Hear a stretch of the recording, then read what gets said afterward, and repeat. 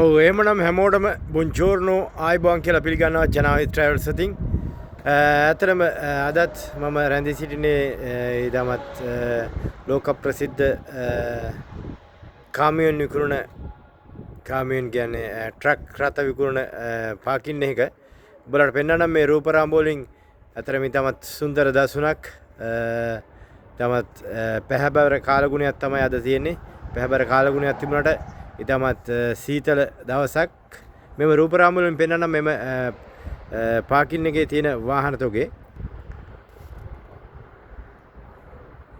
ඔයාලට පේනවා ඇති මේ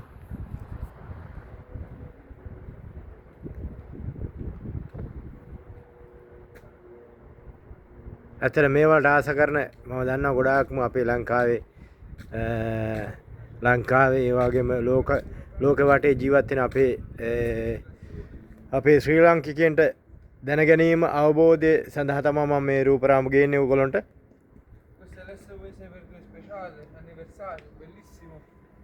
මේක තමයි ඇත්තටම මේ රටක දියුණුව. මේ පේන්නේ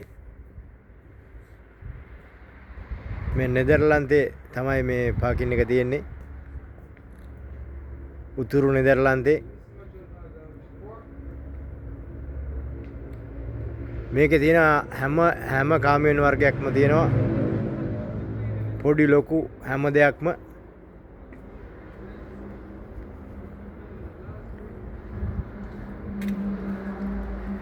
කවදා හරි අපේ රටත් මේ වගේ දියුණු වෙලා විවසාකයන් ඇති වෙලා අපේ රටේ මිනිස්සුන්ට සුපපහසුවට ඒ වගේම ඉතාමත් කාර්යක්ෂම බඩු ප්‍රවාහනය සඳහා ආයතන බිහි වේවා කියලා මම ප්‍රාර්ථනා කරනවා. ඇත්තටම